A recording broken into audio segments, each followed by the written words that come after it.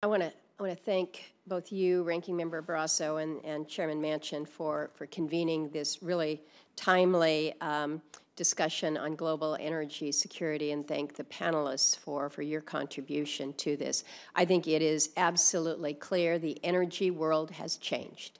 It has changed in the here and now, and to the point that Senator Risch made, you know, you can't undial this. You cannot take back the atrocities that we have seen perpetrated on the innocent people of Ukraine. You can't just say that once this war is ended, we're back to normal. There is no new normal. Well, there will be a new normal, but the normal will not be what we know today. So when we think about the disruption of a global pandemic and what that meant to energy, supply, and security, and then you overlay the war in Ukraine brought about by Russia, it is transformational in a way that I'm not sure that any one of you, as expertise as that you bring to the table, really can anticipate how we build this out in a way that is capable of really recognizing the change dynamic. And so you kind of look back when you're trying to figure out how you move forward. There is a little bit of a parallel historically when you think about the oil crisis of the 70s. Here in this country, we woke up and said, well, we have an opportunity to weigh in and make a difference here. We can produce more supply, and it was that very transformational decision in the mid-70s that allowed Alaska to help lead the country with building our oil pipeline from the north. It really helped to make a difference not only for the United States but for our allies. It's been noted that Russia has just made this announcement that they are cutting production another 500,000 barrels a day. We have an opportunity in Alaska as we speak. The administration has just a matter of weeks to determine whether they're going to announce a final record of decision on a project up north, the Willow Project, that would provide for 180,000 barrels a day.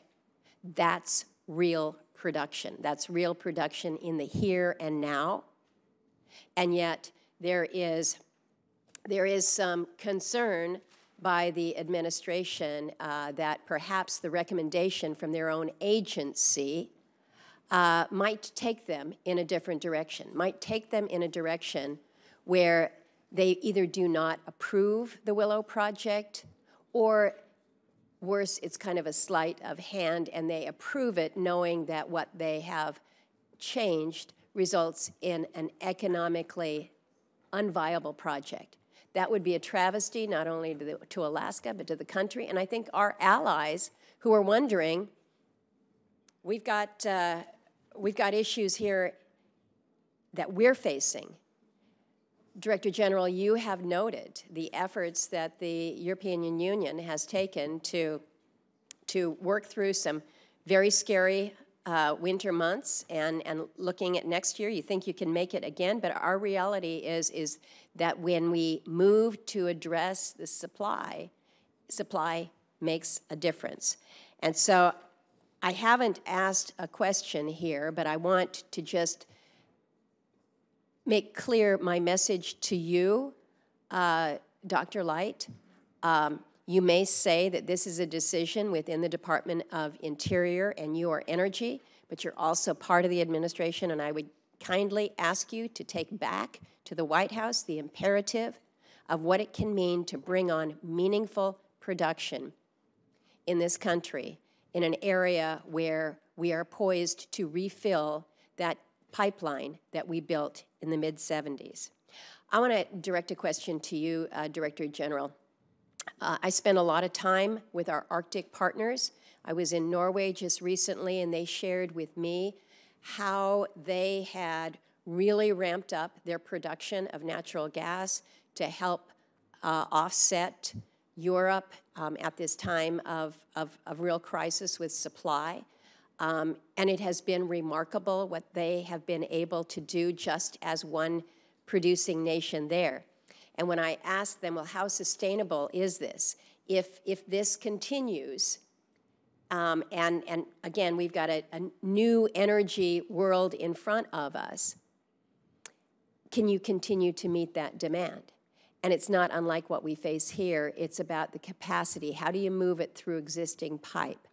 So my question to you is, have these discussions continued at a level where you are looking to the longer-term solutions of additional supply within Europe that can help move the European Unions forward?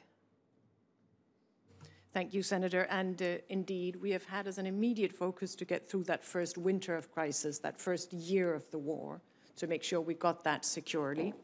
And I've outlined the mechanisms, the instruments we've given ourselves. The next focus was then at the coming years, the coming winter. How do we fill our storage for the coming winter? How do we put more renewables online, more alternative energy sources online? And how do we reduce our consumption so that we can help contribute also to stabilizing global markets? And the focus then is on the years after that. As I've said, the next winter looks encouraging. We have done what we can. We still have to be careful. There's no room for complacency, but we are prepared. If we look between now and 2030, we can see that global energy markets and the natural gas markets will remain tight. There will be some supply-demand gap, and so we need to respond to that together. Our planning in terms of how the energy system stays both secure, affordable, and sustainable goes to 2050 with the Green Deal plan for the changes in the system. And that includes all the different relevant energy sources. We have mentioned natural gas as part of that transition that will stay with us over the coming decades, significantly increased levels of renewables, continued nuclear as part of the European energy system, and a continued effort and investment into energy efficiency to lower consumption. So that long-term planning is very much part of what we do and part of what we do together with our member states. Each member state is responsible for its own energy mix, and each member state draws up a national energy and climate plan for how to achieve the targets for 2030 and beyond. So there's a close coordination as part of that. You mentioned Norway. We have seen significantly increased supplies from Norway, primarily of pipeline gas. We had, in the second half of last year, the very important opening of the Baltic pipe that transports natural gas from Norway to Poland. So that has been a very important contribution to making that part of Europe energy secure. But we also recognize the vulnerability of those pipelines as well, something that the ranking member has focused on as well. Thank you, Madam Chairman. I'm well out of time.